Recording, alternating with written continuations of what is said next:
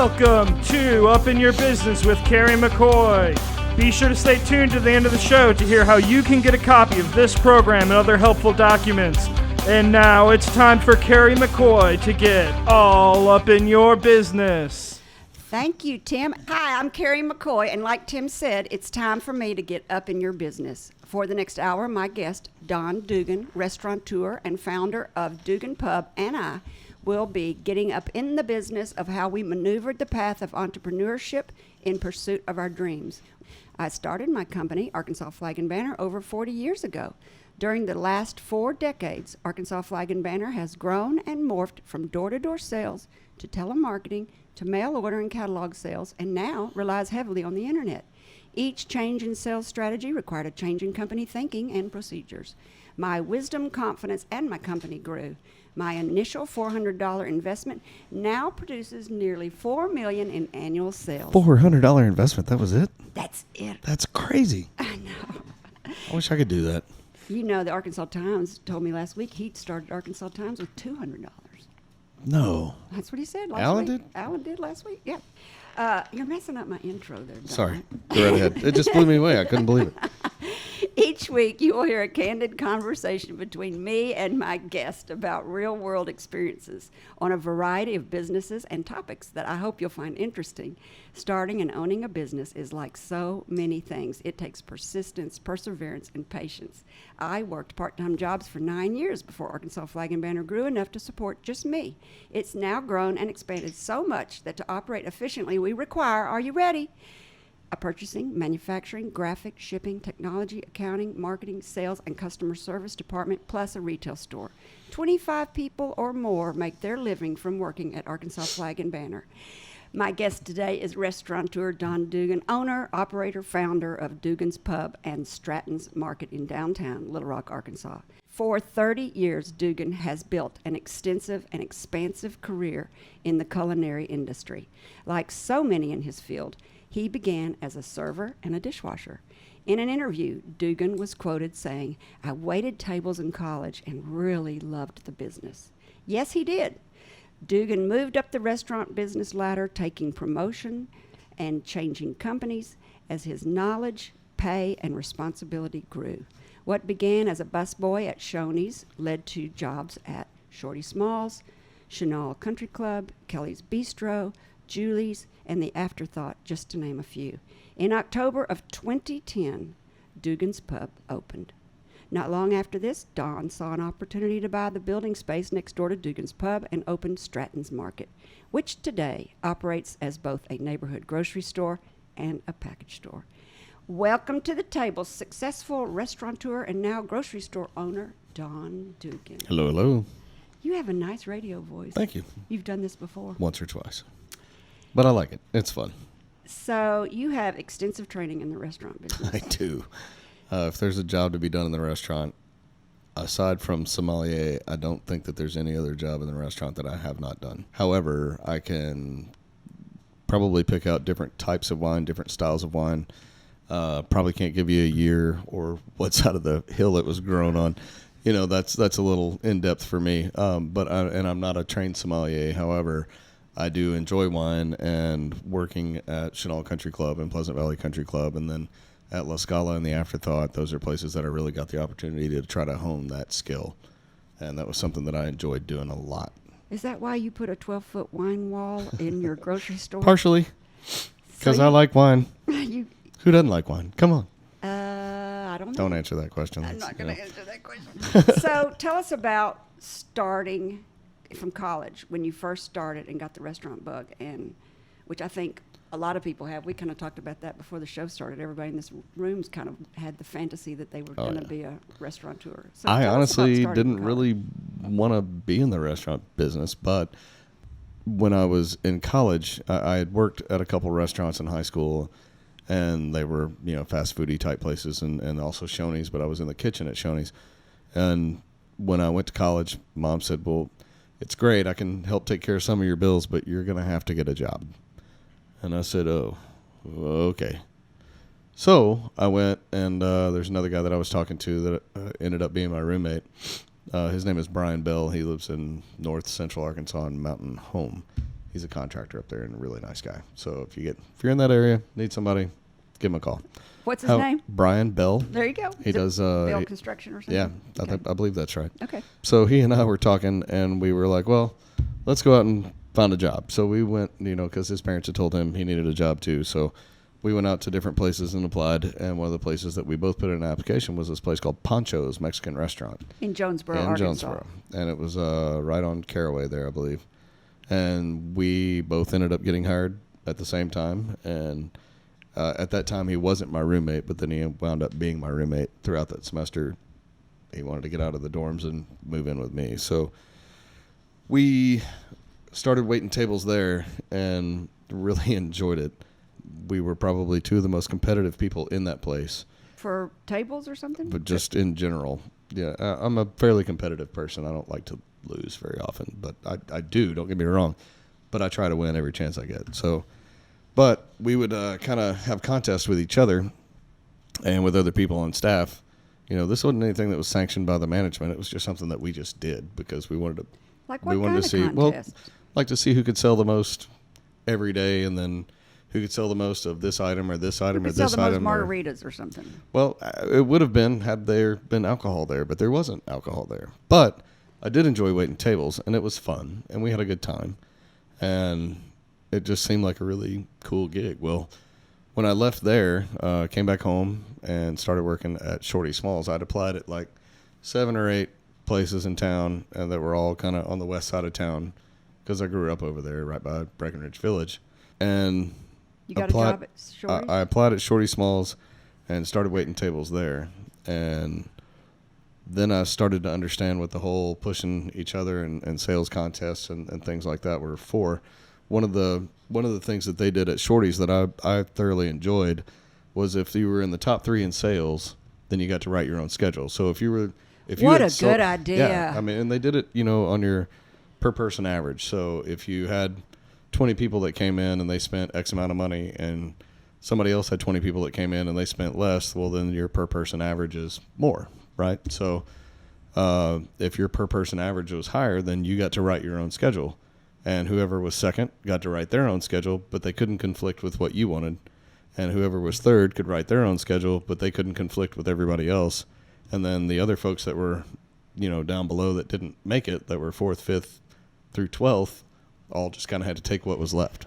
That's such a good idea, but it sounds kind of like a nightmare for the person having to keep up with sales and hours. It wasn't great for them, I'm sure. However, created work for management, but it was good for y'all and motivating. It was motivating for us. We sold a lot, and it was fun. And do you do that at Dugan's?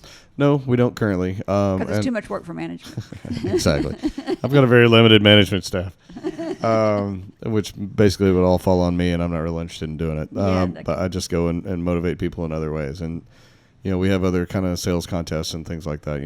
We'll play like server bingo and stuff. So we put, a bingo page up there, and there are each different food items or drink items that we've got on our menu. We'll put those on there and then, sell them. Okay, today's cover all. Today it's just, make 5 or whatever the case may be. So I know it's kind of goofy, but it is fun. And, we'll do different prizes for them, whether it be, a $25 gift certificate to Dugan's that they can either keep themselves or they can turn it in right at that moment and keep $25 cash if they win. Or sometimes because they probably eat free at Dugan's because you probably don't know it, but your employees are giving them meals all the time. One of the things that I never complain about is people eating food, which sounds totally opposite of what you would think, right? So guys in the kitchen, I figured out a long time ago that if you give people the keys to the kingdom, more often than not, they're not going to take it. Does that make sense? Yeah. But if you're the guy standing there holding the keys going, you're never getting it, then they're going to take anything they can get. And they're going to do it sneakily behind your back, and then all of a sudden you're creating a situation where they have to be untruthful with you, and they have to try to figure out a way to, get around you. I don't want that kind of culture. I don't want that kind of environment. No. And I don't want that kind of workplace.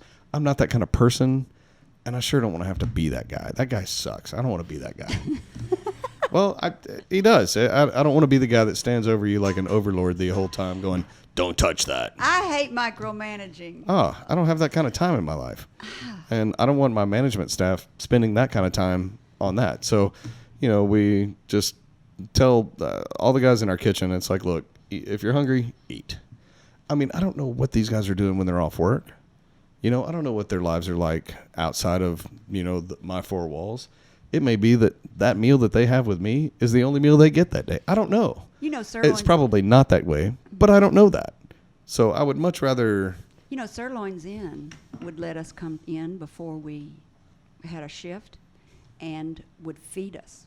And Right. we all got there before our shift, so they would feed us. Well, and one of the things at Chenal and at Pleasant Valley, they always had what they called staff meal or family meal. Oh, there you go. And did the same kind of thing. It's a good time to take a break. When we come back, we're going to hear Don Dugan's path to success at both Dugan's Pub and Stratton's Market, which I think is named after your wife, right? It is. We are going to ask him why he thinks Dugan's Pub has been so successful and what advice he has for up-and-coming want-to-be restaurateurs.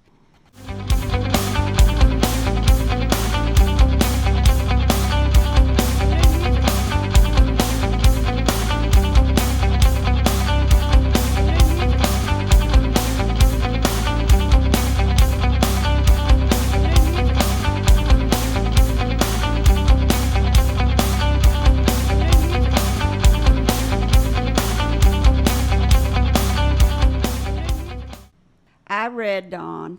Actually, everybody calls you Dugan, don't they? Well, both. Do they? Some other names I can't thought really say on the Dugan air, but yeah. oh. Here and there I get those, but not real. all too often, hopefully. They may be behind my back, I don't know. I read in one of your interviews where you paid homage to many of your past bosses and the lessons that you learned from each one of them. Oh, yeah. Yeah, you were really... I was extremely lucky. I had some really great mentors, and Eric still do. from the Chenal Country Club expanded your knowledge in customer service. Eric Bouget, and I miss that guy like I can't even tell you. Is he dead or Sadly, he something? did pass away.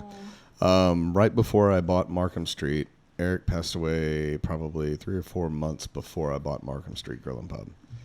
Out of all the people that I wanted to talk to about opening a business or running a business, he was the one, and sadly, I don't know. I couldn't have a face-to-face with him. I did have a talk to him, I guess, and hopefully he's still kind of looking down and going, Doogie, what are you doing? So I don't know. Where's he from? He's from Marseille, France. Well, I wish people could see your face because you really do miss him. I do. I still do. And, every now and then I get to talk to his son, Christopher, and that's nice. And Christopher's a good guy. He's down in Florida, I believe, with his wife and now child. So I think good bosses make you a good boss. And then from the Pleasant Valley Country Club, you learned a lot about fine dining. I did. They had 3 separate dining areas there. They had the men's grill downstairs, but they also had a kind of mixed grill upstairs, and then they also had a fine dining area upstairs. And the fine dining area, I learned an awful lot about formal service, which at the time that I started working there, I was about 22, and I'd been exposed a little bit, but not a whole lot. I mean, my mother's from Greenville, Mississippi, and her mother is from Greenville, Mississippi, so learning Southern hospitality was something that was in my family for a long time, and learning the formal service just in a home was something that I already was kind of familiar with, but never formal service on how to do it in a restaurant. And so it just felt very comfortable and very natural to me. There's some steps that, that get lost here and there in other restaurants, and it just felt like I knew I was supposed to be there at that time. Does that make sense? Yeah. So nice. I really enjoyed it, and I learned a lot there. The chefs that were there were really good that I worked under. I was only there for a brief period, and then I got hired on by Eric at Chenal Country Club. So, yeah. Okay. So I kind of had those backwards. So Kelly's Bistro. Yeah. Taught you team building and to work anywhere needed: kitchen, waiting tables, tending bar, hosting, managing. And that was a place that I really miss that place too. Kelly's Bistro was owned by Craig and Diane Kelly. Craig's father was Al Kelly, and his brother is Dick Kelly, who was married to Virginia Kelly, which is Bill Clinton's wife. So that's kind of that whole crazy connection. And Craig and Diane were living, I think, at the time in New Orleans, and Al decided that he wanted his one and only son, Al and Nancy Kelly, decided that they wanted their one and only son at home in Little Rock, and they opened a restaurant for him and called it Kelly's Bistro. Craig trained in France to be a chef, and then also at Le Cordon Bleu, like actually at Le Cordon Bleu, and then had worked in New Orleans at Commander's Palace and also out in Vegas at a few other places. Craig had incredible skill. I mean, great skill as far as being a chef. Oh, it's chef. Yeah. Oh, he was an incredible chef. And came up with some really odd combinations that I was like, how in the heck is that going to work? And that's then the way it I does. felt when I heard shrimp and grits. I was like, what? And then it worked. He did this one dish that it just popped in my head. It was a Midori shrimp. So he took Midori, like the melon liqueur, and reduced it down and mounted it with butter. And then sauteed shrimp and put the shrimp in there with it. And then did the sauce all over it was like a neon green plate. And it had shrimp on it. It was fantastic. It sounds fantastic. It was fantastic. I've tried to emulate it, or I've tried to repeat it. Now I'm not as successful as he was at it, but it's something that we kind of do around our house every now and then. And believe me, it's every now and then. Sauces are tricky. You either have a knack for it or you don't. Right. At the time, his wife Diane Kelly kind of ran the front of the house. Craig ran the back, and there were times that we were there. Dishwasher might not show up, or he needed help in the kitchen. If I just happened to be off work and happened to be in there having a drink, and he'd be like, hey, man, come back here and help me. Well, okay, as long as I hadn't had too much, So I'd go back there and help him saute. And I just watching what he did, learned how to do a lot of what he did. And when I was working at Chenal, also had kind of the same scenario. I was the front of the house manager, but, every now and then something happens, and you got to go in the kitchen, and you got to help out. So I've never shied away from doing anything. I always figured, if anything, I would make myself more valuable to wherever I am because I know how to do these things. I don't think people realize that when you say it's not in my job description, you're limiting your value, I have a pretty simple phrase around our place. If somebody ever looks at you and says, that's not my job, guess what? You're right. It's not. There's the door.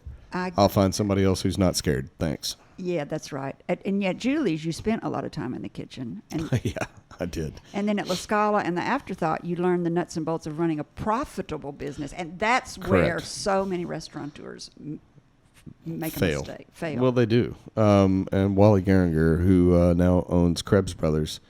Oh, really? Correct. At the time, he and his two partners owned LaScala and the Afterthought. And I learned more from Wally about how to work a balance sheet and a profit and loss statement, and, how to actually control labor and food costs and how that translates into profit, which translates into being able to pay people and making sure that you're making payroll and paying yourself, which is what a lot of people seem to forget. They get in the restaurant business and think, well, as long as I can cover all my bills, I'm good. Well, no, you got to pay yourself too. You got a house note, you got kids, well, at least I did. I've got a house note, kids, cars. You got things that you got to pay for. Do you look at your financials, your income statement, and balance sheet every month? Every month. See, I don't think a lot of people do. No, they don't. I know when I was a young business person, I didn't even know the difference between a balance sheet and an income statement. Before I started working for Wally, I really didn't. And I feel sorry for my accountant. He had to go, okay, your income statement is what you earned that month and what you spent that month. Right.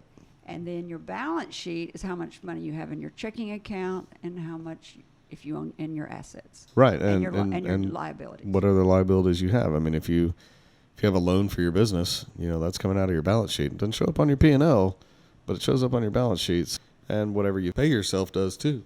Was there something after all these restaurants that caused you to just say, I think I'm going to go out on my own and start my own restaurant? It's funny. After I left LaScala, I went back to Kelly's Bistro and was tending bar for them and kind of helping manage. And then Craig and Diane ended up getting a divorce, and then they wound up selling the restaurant. And they sold it to a guy that we were all friends, and they ended up selling it to him. And in the year and a half that he owned it, I could kind of see the decline coming, and I knew the end was near. Because he wasn't looking at his income statement and balance sheet. No, he wasn't. That's one of the reasons, but there's a lot more reasons than I want to get into here. I don't want to disparage him or his former families. But at that time, I'm married. I've got 2 kids at home. I got to have a job. I got to have some income.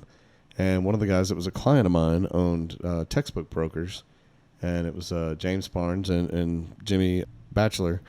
And they said, well, you can come work for us. I said, well, okay. What am I going to do? They said, well, we'll put you to work buying books. So I did the weirdest job I've ever done in my life, right? So I traveled around from college campus to college campus and bought textbooks from instructors. Publishers will send things out to them in hopes that they adopt it, and if they don't, then it just sits on their shelf and dies. Well, I went around with this scanner that was about the size of an iPhone, a little bit larger, but not by much, and scanned the back of the books, told them what it was worth, and paid them cash for it. But I literally had to drive to each place, each little college, and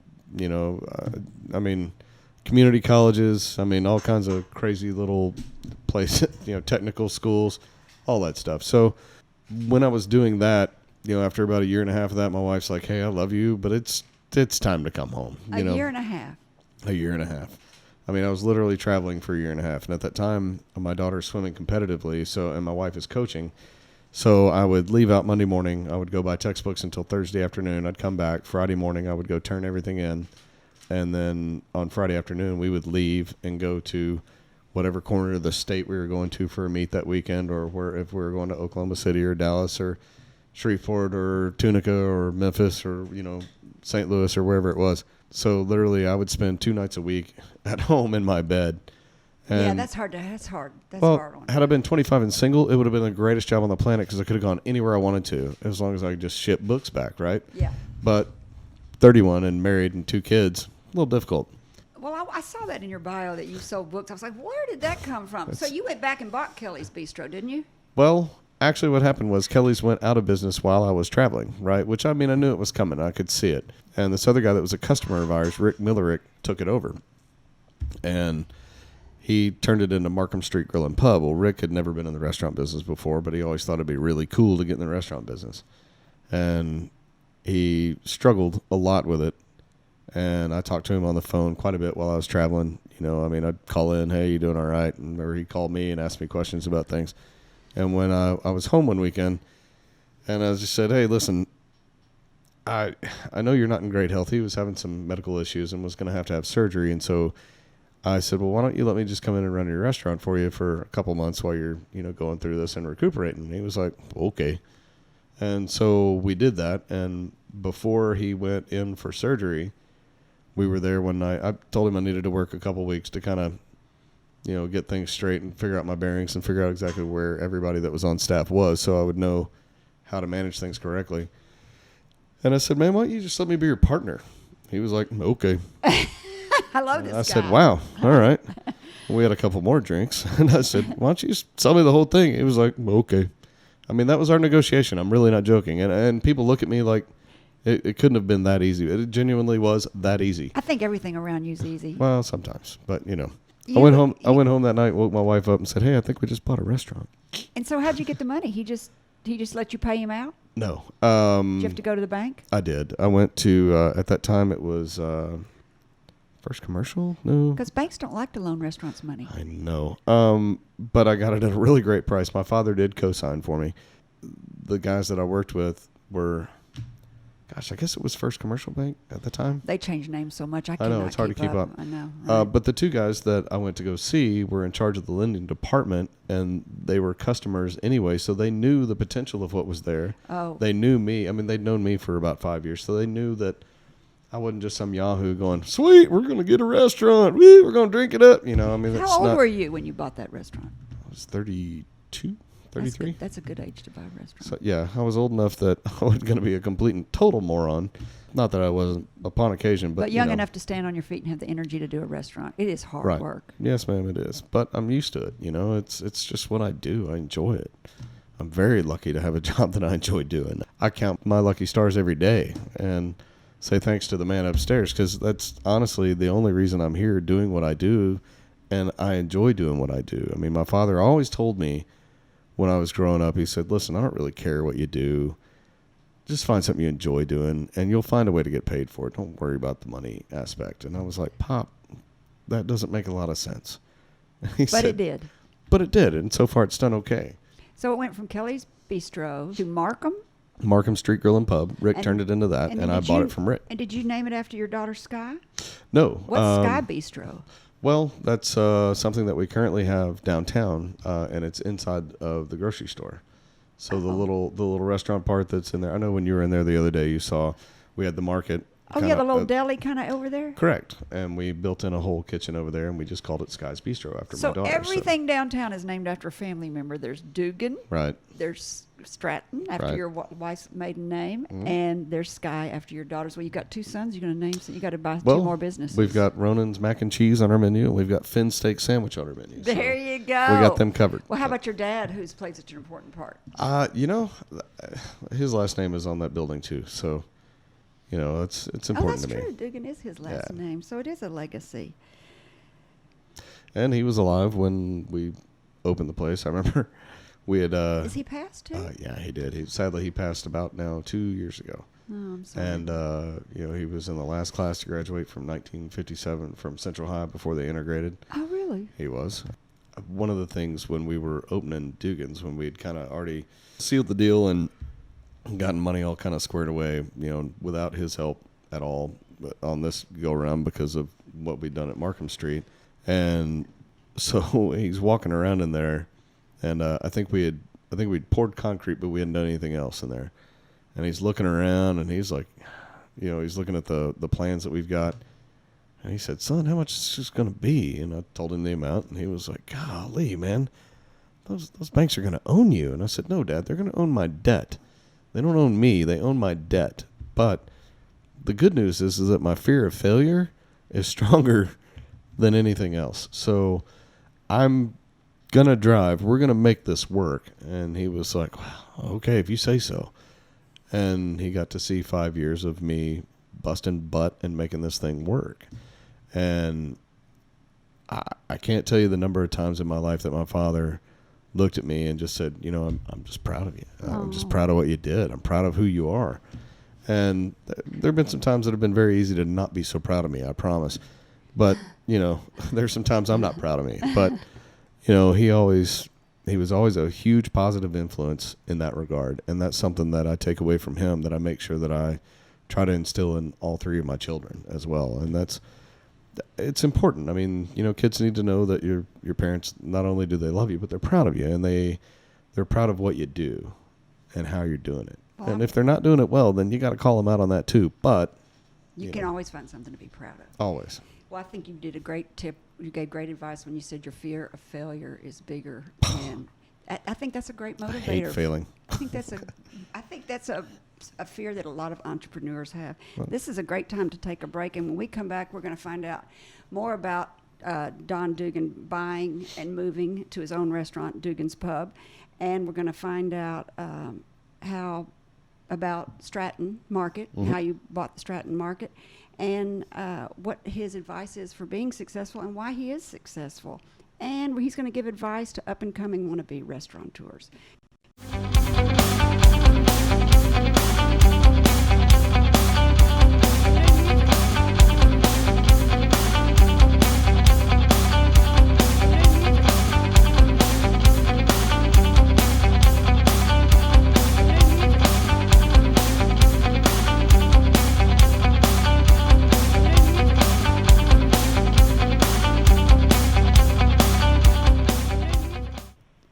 Many restaurants failed. Dugan's Pub was successful right out of the gate. Yeah, somehow or another. I don't know. Was that because of all your experience? If you could give a bit of information to help someone else reach their potential entrepreneurship, would it be, say, get experience? That's what you did? Either get experience or find somebody that's got experience to do it. If you've never been in the restaurant business before, listen, I consult, but I'm not the only person in town that's smart enough to be able to do this. I mean, there's plenty of other places in town that are locally owned and really, really good. I mean, the whole Yellow Rocket Concept Group, they do a really great job. Peter Brave has been doing this forever and does a really great job. Mark at Local Luna has been doing this forever, and does a really great job. There's lots of really great independently owned restaurants in Little Rock. That's one of the things that I find the most incredible, how many independently owned restaurants there are. Chris Tanner does a great job at Cheers. I mean, there's lots of really great places. Bruno's. Right, the Bruno's. I mean, 3 generations. Incredible, right? But their food is just still phenomenal. It's as good as now as it was way back then. As a kid, I remember eating there, and it was great then. It's still great now. The Villa was here for years, and it was a phenomenal restaurant when I was a kid. My parents loved it. You also have the Faded Rose. Ed David's done a great job down there. They get moved here for a job from other cities, and they come to Little Rock, and they are amazed at the quality of food in Little Rock, Arkansas. And I think it has to do with Jacques and Suzanne. You know, it's They funny. trained a lot of people. It all started out of there, didn't it? It did seem I mean, you like look at all the different people that came out of that tree. I mean, you've got Peter Brave, you got Mark Abernathy, there's so many that came out of there. Pragos, the guy from Pragos. Louis Petit. I mean, they all came out of that tree, and then how many other people have, worked underneath them, and then how that's just grown. But Jacques and Suzanne's was a phenomenal place that was here in town. And we talk about this as the biggest little city. I'm born and raised here, and I don't know that I'd want to live anywhere else. I mean, unless it's, right on the ocean. Other than that, no. I would like to be able to fly straight somewhere from the airport. That would be That nice. would be really cool. I know. I mean, unless you're going to Dallas or St. Louis or Atlanta, You're pretty much stuck. So, so you decided, now we got to find out, you've got Kelly's Bistro, which is now Markham's Bistro. Right, Markham and Street Grill and Markham Pub. Street, okay, and now you've decided you're going to open up Dugan's Pub. What made that happen? Well, my wife and I were kind of looking around, and I was trying to find another location, and we were trying to find something downtown. And quite honestly, I was kind of irritated with the whole 2% tax that all the restaurants had to pay, and the places out west were paying it, but weren't receiving hardly any of the benefit from it. I didn't feel like. And so I wanted to be somewhere downtown that we could do that and at least receive the benefit out of the tax that we're paying, because a lot of what they're doing is driving people in town and, convention business and things like that. So you're talking about like the tourism tax that people Correct. pay on their food, and you felt like all that money was going to the restaurants downtown. Right. Well, I mean, not necessarily to the restaurants, but what the Convention and Visitors Bureau was advertising was more in the downtown area, and that's more in the revitalization Convention of downtown, center and that's more what they were trying to achieve. And I get it. I understand. There's not a lot of places that you can just walk around in West Little Rock, right? No, right. You got to drive there, and yeah. Correct. If you don't have a car and you're stuck at the Crowne Plaza, then guess what? You're still just stuck at the Crowne Plaza. Yeah. But I was trying to find a place downtown that I wanted to go, and we looked at a couple different places. I looked at Villa Rouge at that time, which is now Big Whiskey's, and put in a bid for that spot. But at the same time, somebody else had already put in a bid for that spot, which was Daniel from Big Whiskey's, and I didn't realize that at the time that we were making the bids. And then Daniel, they went with his bid as opposed to mine, because he's already kind of a proven Were you going to commodity. move your Markham Street? I wasn't going to move. I was going to open a second. You're going to open a second. Is what I wanted to do. And I figured, that would be so fantastic. It's the first address on Markham. I don't have to change my logo. I don't have to change my menu. I don't have to change anything. I can do exactly what I want to do. Yeah. I can do exactly what we're doing now. Just do it downtown. So you were going to call it Markham 2. It's going to be Markham Street Grill and Pub. All right. It was going to be the same thing, because And it's then still on Markham. You didn't get that one, so Dugan's came Didn't up. get that. And The about Dugan spot? about a month later, I got a phone call from one of the guys at Moses Tucker that we'd been talking to. And he said, "Man, I've got a couple places I want you to come look at." And I said, well, okay. So my wife and I loaded up. We came down, met him, and looked at the space that we're currently in. But we also looked at the space that Dizzy's is in. And at the time, I think Vermilion Water Grill had just closed. And we kind of looked around in there, and I told Rhett Tucker at the time, I was like, "Man, are you sure that this would be a spot that you'd want me to be in? Because I'm going to open a pub. And I don't know if this is necessarily what you want in your business. I mean, your offices are a couple floors above us.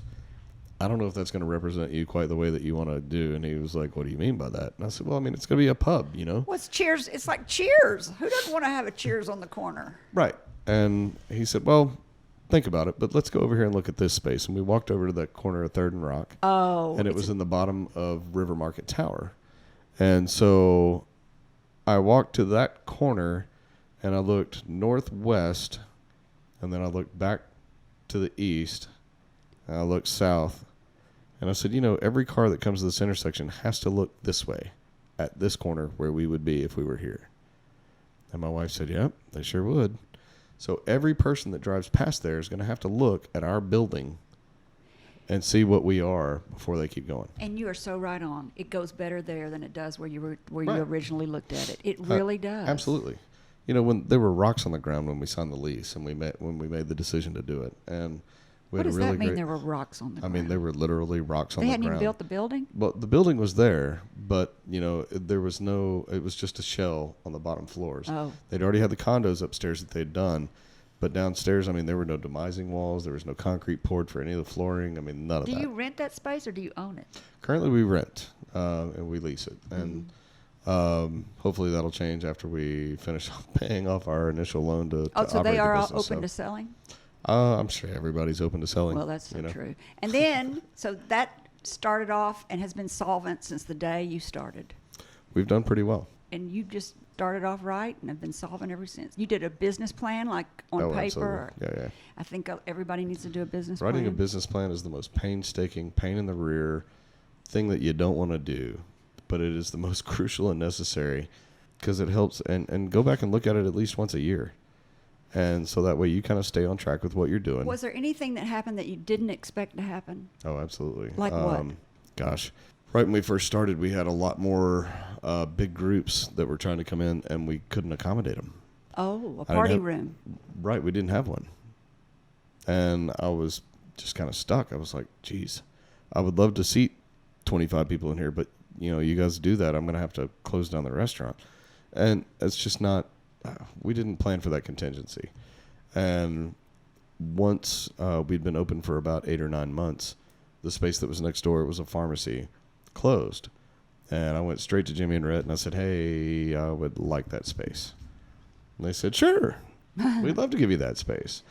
We would, however, like to see some hard retail in there. And I said, well, I don't really know anything about retail. And they were like, great. Oh, okay. So what we wound up doing, the compromise that we made, was the back part of that space we used as a party room. So now when you go into Dugan's, if you turn left, you just kind of keep following it around, you'll go into a party room that holds about 30. And in the front part of that space, we did just a small little bodega type grocery store. At that time, it was just milk, bread, eggs, cereal, toilet paper, paper towels. All the basic things that you needed, right? And For all those apartments down there. right, for the condos that are there and the apartments that are there. And there weren't as many at the time as there are now. And it wasn't near as full then as it is now. So it was a little tough getting that going. Did you think you had done it wrong? Yeah, because I don't know anything about retail. I really don't. I know in the restaurant business you buy for $1 and sell for $3, and in the grocery business you buy for $1 and sell for $1 1/4. I had a conversation with Charles about that. When I saw him, I was like, "Holy crap! How did you do it all that time?" He says, "Just about volume. You got to move people through." I said, "Man, I guess so, but oh my gracious, ugh." That's why small grocery stores are suffering, I guess. Oh man, yeah. It's a tough business. I'm But not you good can at sell it. convenience. My wife, on the other hand, has figured it out and has done really well with it. I am terrible at it. Well, you don't price match. You can't possibly price match Walmart or Kroger. You got to pay to a for that degree- convenience to a of degree, being we have to. downtown. Well, if we don't, then people look and go, "Oh, you're so expensive." Well, how does Terry's Finer Food do so good? Right. Because of convenience up there. They're a grocery Part of store it, that's yep. done well for decades because people they are got a like, I don't Kroger. want to go park miles away and go into Kroger and spend 30 minutes. I want to run in here and buy a couple of things. Right. And That's so, part of what we do. And so how did you end up putting liquor in there? Well, while we were in there, we went ahead and applied for a beer and a small farm wine license, right? So that in a grocery store, previous to this session of our legislature, you could get a license that allowed you to sell beer and small farm wine. Small farm wine is just dictated by the fact that they sell less than 250,000 gallons a year. Oh. So you got things like Mad Housewife and Brownstone and some others that you'll see in Kroger and Walmart currently, right? Well, we got that, and we were selling some, and, a lot of beer and some wines, but, they're not really great wines. People are still going to the liquor store to go buy what they wanted, because I'd rather have a bottle of Honig than a bottle of Mad Housewife, I promise. So, so I got approached by a friend of mine that said, hey, if you had an opportunity to buy this license, would you be interested? And I said, well, yeah, I'd be interested. Let's at least talk it out and see, it may be that we can't, but I don't know. Let's talk about it. So And this license is a license for a grocery store to sell hard liquor. Right. To be, which there's not very many. No, there are only 2 left active in the state, and one is at a Walgreens in West Memphis, and we have the other one. And it was right there at 3rd and Main. It was the News Mart. Do you remember News Mart being there at 3rd and Main? Right next door to Bennett's Supply. Anyway, it was the license that was in there, and I think Dennis Bailey is the guy that owned it. And the opportunity came up to buy it, and we negotiated and got things worked out, and we bought it.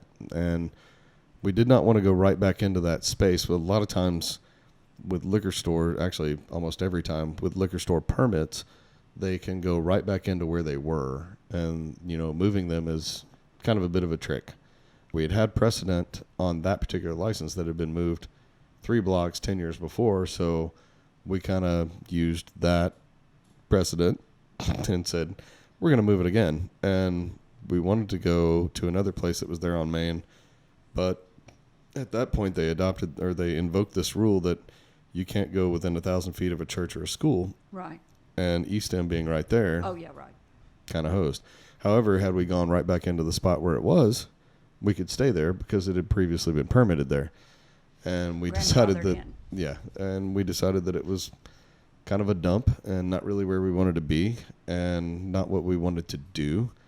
And so we had the opportunity to move it right down next to Dugan's Pub and put it in where Stratton's market, the little bitty small market currently was. And so we decided to do that. And at the time, we were 1,015 feet from door to door from the school. And we were 985 feet from the Episcopal Church that's right there behind us. And they were like, nah, we're good. We're Episcopal. We're fine. And so, well, Whiskey Pillions. What do you want? Hey. No, they're fine. They call themselves that. So with the school, they were like, okay, well, you're 1,015 feet. You're good. So we did that. We moved it in there, and we started to stock. And about that time, the people that were on the far end of the bottom of the building, they were doing Herman Miller office furniture and setting up office scapes and things like that for people. And they were looking to move. And Jimmy and Rhett came and said, hey, if these guys moved out, would you guys be interested in taking over the space? And we're like, yeah, we're busting at the seams. We need it. So they moved out, and we took over that space.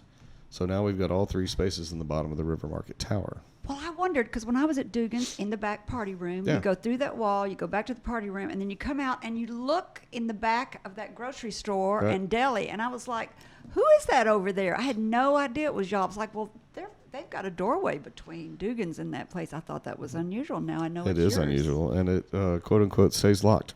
So you have found a way to get increased revenue by adding to your product line at your grocery store. Absolutely. And the product line is alcohol, your 12-foot wine wall. Right. That was something that I absolutely thought we had to have. I wanted something that looked grand. It does. Something that looked cool. And it's got a library ladder. And I was like, yes, library ladder. That's a good idea. Let's do that. And my wife was like, you are so goofy. I love I said, I know, but it'd be awesome. Let's do it. It's like Beauty and the Beast. I love a library ladder. So, and when I was in there, I bought Farmer's Market strawberries from you. Yep. And then right next to that's a deli for lunch? Correct. When we moved over into that third space, we installed a full kitchen in the middle part there. So we've got a roaster that we do whole chickens on every day.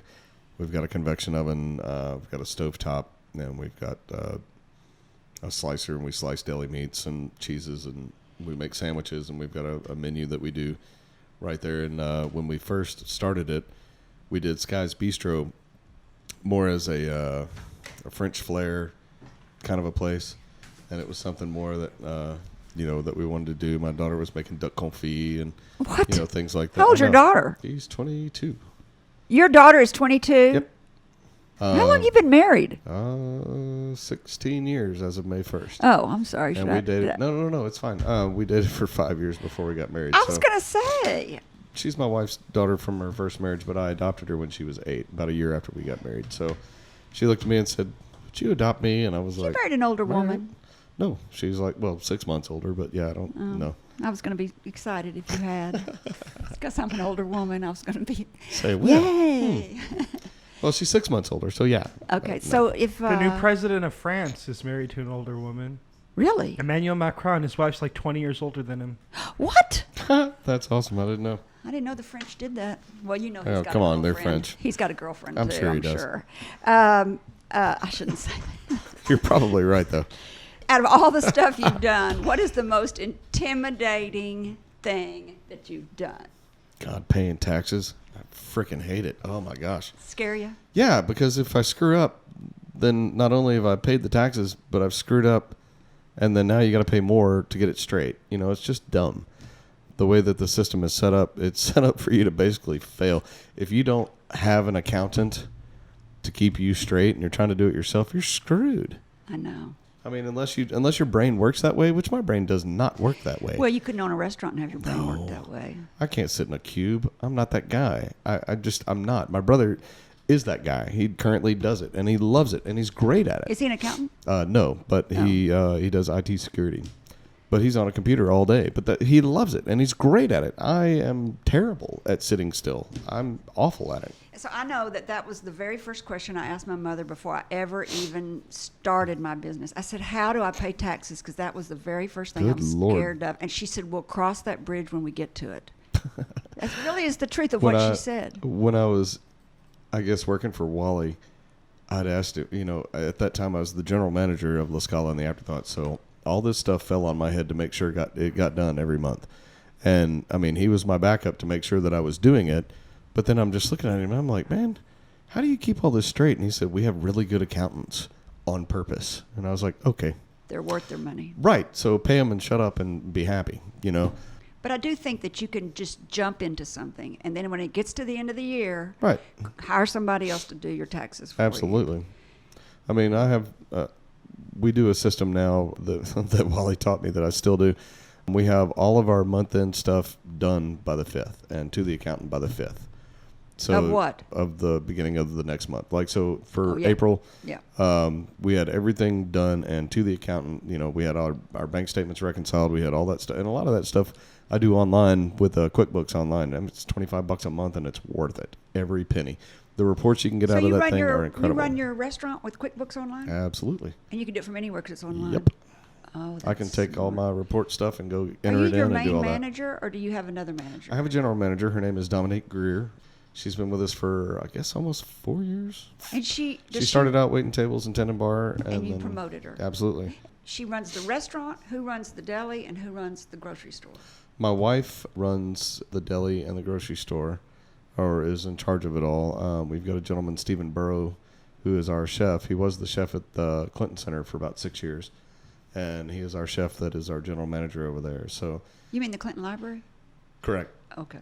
And so Stephen runs that over there. Stephen's been with us for about 10 months, I guess. And do you have turnover? Not a lot. Restaurants usually do. Typically, yeah. I always kind of try to stay with a core group of people. You know what I mean? Uh-huh. Keep a core group. You're always going to have one or two on the periphery that come and go, and that's fine. And we had a girl that came to us last summer that was in town to train with the rugby league that's here, or the rugby group that's here, and she needed a job. And it was just for the summer. She wound up being a phenomenal waitress. Is she going to stay? No, because she's got another life in Florida where she's going to school and finishing out, but she was here just to train. That's one of those kind of people that are just on the periphery that kind of come and go. But you keep a good, solid core group of folks. And I think the people that we've got currently in our core on our front of the house have been with us for about 3 years. For a restaurant is phenomenal. And the guys in the back of the house, I think the core group is about 2.5 years. That's pretty good. Out of my kitchen, which it leads to consistency. You get in that restaurant business, you just get sucked in because the money's so good. Well, yeah, it can be. It can be, really. It sure You're going to can. do it forever?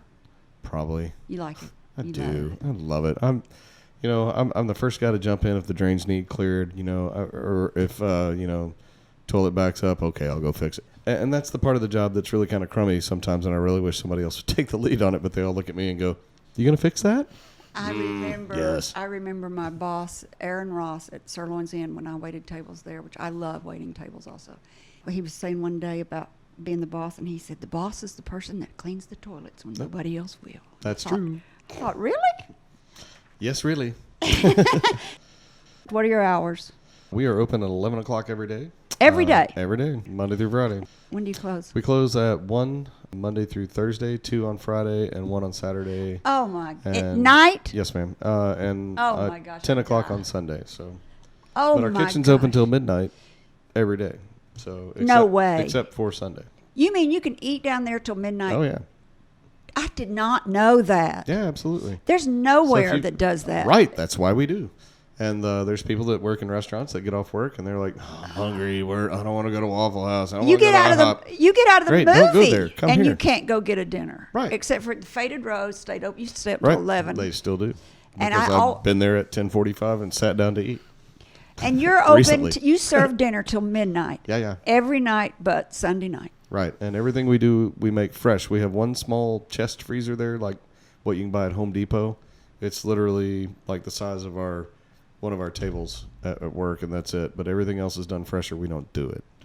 And so we hand batter, hand make everything. I mean, like chicken strips, we hand cut chicken breasts to make strips, and then we hand batter them when you order it. So they're if not something coming does, from Sam's. No, ma'am. We don't do anything prepackaged, and we don't open bags and pour it in, and we don't have the boil in the bag type stuff. That's just not what we do. Oh my gosh, we've got to go. I'm so glad you came on today. You are I so appreciate you having interesting. me. Listen, you'll enjoy this. This is your gift for birthing a business. You get a cigar and you smoke. You You'll win a love- cigar. Say the secret word, you win $100. I knew he'd like that. Who's our guest next week, Tim? Next week, we will be talking with Stephen Bentley and Deanna Court, talking about Riverfest. Oh, that'll be good. That's a big business over there. Also, if you have a great entrepreneurial story you would like to share, I would love to hear from you. Send a brief bio or your contact info to questions@upyourbusiness.org and someone will be in touch. And finally, to our listeners, thank you for spending time with me. If you think this program has been about you, you're right. But it's also been for me. Thank you for letting me fulfill my destiny. My hope today is that you've heard or learned something that's been inspiring or enlightening, and that it, whatever it is, will help you up your business, your independence, or your life. I'm Kerry McCoy, and I'll see you next Friday. Until then, be brave and keep it up. You've been listening to Up in Your Business with Kerry McCoy. Want to hear today's program again or want someone else to benefit from it? Jot this down. Within 48 hours, the podcast will be available at flagandbanner.com. Click the tab labeled Radio Show. There you'll find today's segment with links to resources you heard discussed on this program. Kerry's goal, to help you live the American dream. The American dream. The American dream.